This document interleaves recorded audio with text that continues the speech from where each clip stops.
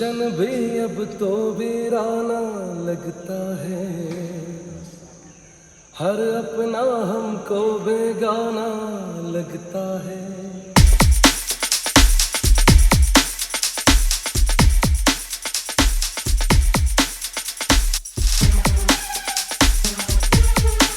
Music കഴിഞ്ഞില്ലെങ്കിൽ അവിടെ വെച്ച് നിർത്തണമെന്നാണ്. പുഷ്പോത്സവങ്ങളാ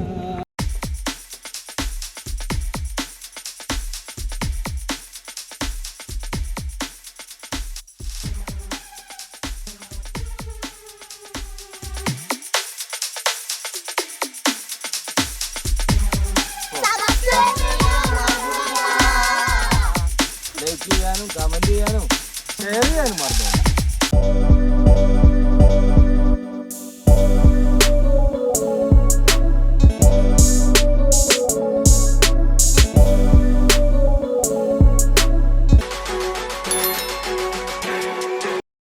അപ്പോൾ വമ്പിച്ച സൈക്കിൾ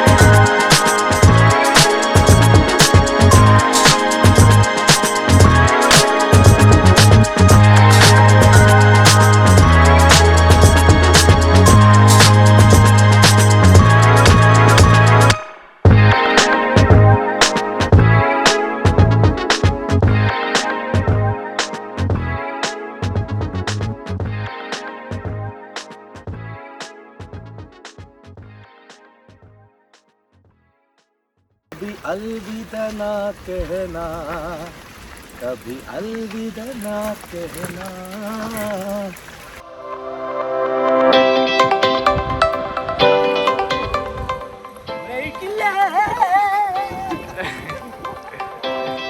ഉണ്ടകൻ പാടത്തെ മുത്തുമ്പ വിഴവും കൊയ്യാനെത്തണ പ്രാവാണ്, തങ്കക്കിടങ്ങളെ തഞ്ചിച്ചും കൊഞ്ചിച്ചും താരാട്ടാനുള്ള പാട്ടാണ്. പാലാടി തിങ്കൾ വന്നു കൊണ്ടു തന്ന പാൽക്കുടം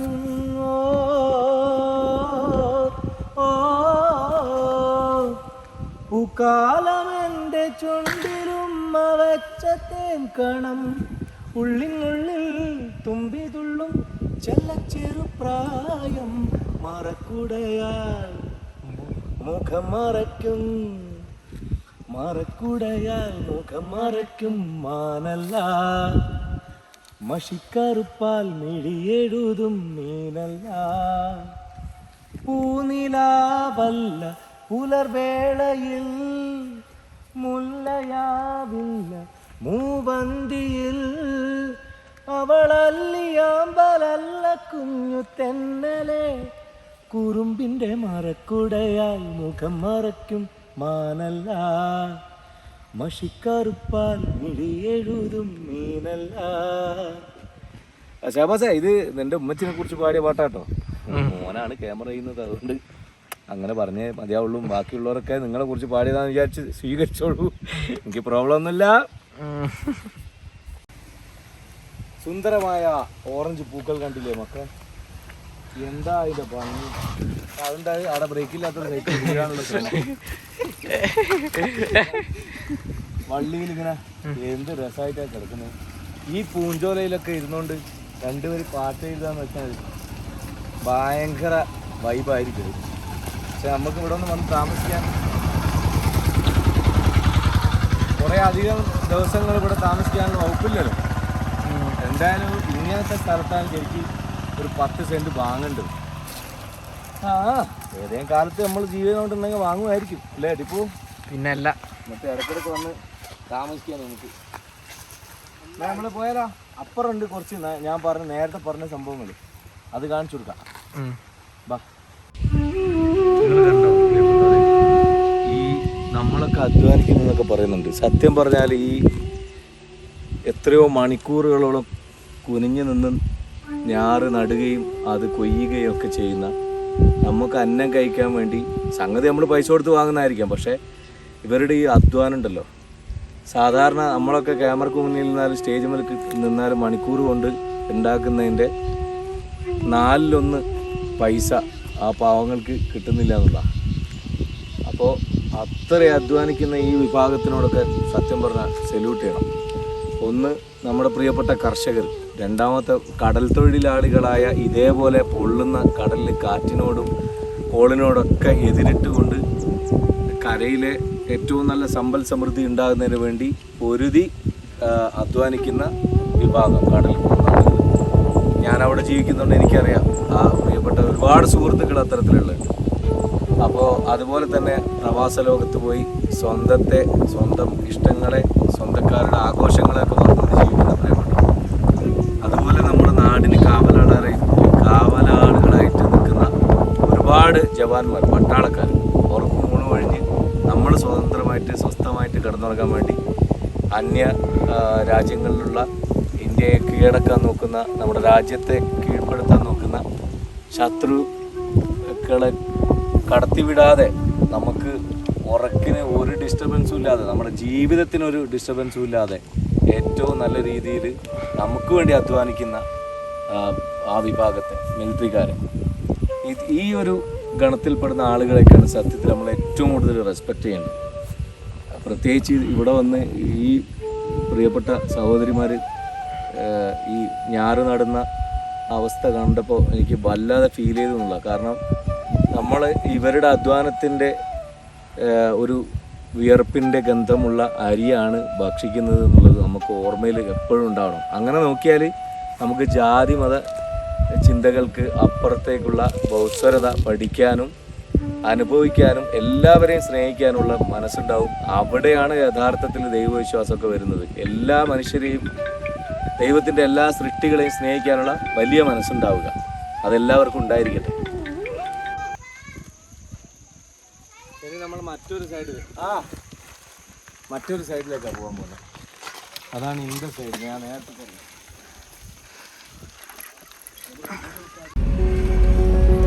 അപ്പോൾ പ്രിയപ്പെട്ടവരെ, നമ്മളിങ്ങനെ ഞാൻ നേരത്തെ പറഞ്ഞ പോലെ നമുക്ക് ആദിവാസി കോളനിയിലൊന്നും കയറാൻ ഇപ്പോൾ പ്രവേശനാനുമതി ഇല്ല.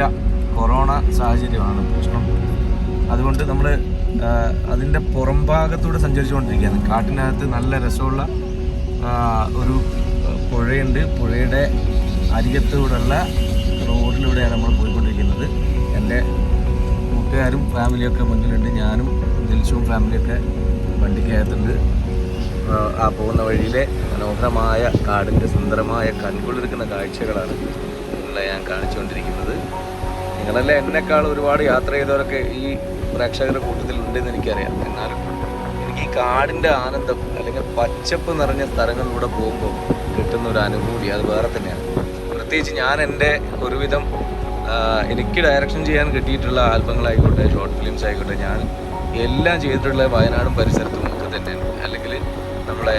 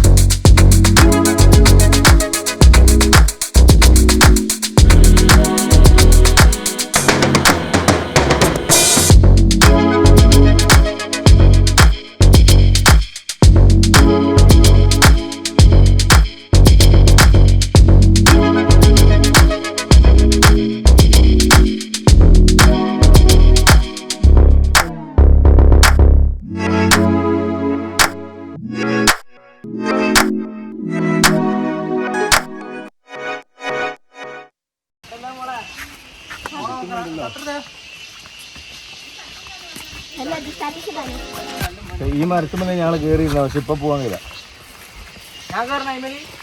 ഞാൻ കൂട്ടുകാരായിട്ട്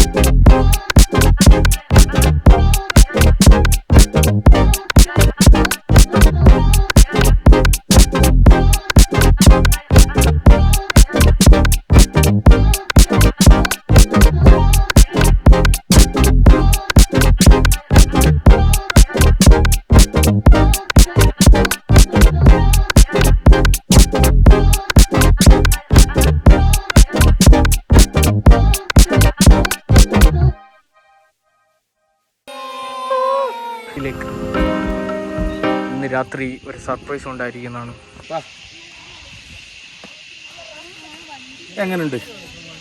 എങ്ങനെയുണ്ട് കാഴ്ച? മഴക്കാർ ഇങ്ങനെ പെയ്യാൻ വേണ്ടി തങ്ങി നിൽക്കുന്നു. താഴെ നല്ല പച്ചപ്പ് നിറഞ്ഞ നമ്മുടെ നല്ല നെൽപ്പാടം, അതിൻ്റെ വരമ്പത്തൂടെ ഇങ്ങനെ നടന്ന് കളിക്കുന്ന നമ്മുടെ ഫാമിലീസ്. ഇതൊരു വേറെ വൈബല്ലേ പ്രിയപ്പെട്ടവർ? എന്ത് രസമാണ്. ആ ഏറുമാടത്തിലൊക്കെ രാത്രി ഇരുന്ന് കുറച്ച് കട്ടൻ ചായ കുടിച്ച് പാട്ട് പാടുക, കുറച്ച് നേരം സ്പെൻഡ് ചെയ്യാന്നൊക്കെ പറഞ്ഞാൽ ഭയങ്കര രസമായിരിക്കും. പക്ഷേ രാത്രി വരെ ഞങ്ങളിവിടെ നിൽക്കുന്നില്ല. അതിന് ഇവിടെ ഈ സാഹചര്യത്തിൽ അനുവദനീയമല്ല. നമുക്ക് മറ്റൊരവസരത്തിൽ അതൊക്കെ നിങ്ങൾക്ക് വേണ്ടിയിട്ട് ചെയ്ത് കാണിക്കാൻ ഞാനിവിടെ എത്തും. ഓക്കെ. ജന്മങ്ങളാ പുഷ്പോത്സവങ്ങളാ നീ എൻ്റെ വാടി കണ്ണീരുമാ കാണാക്കിനാക്കള നീ എൻ്റെ ജീവനെ തിരയുന്നതേതു മുതലായി ഞാൻ അലയുന്നതേതു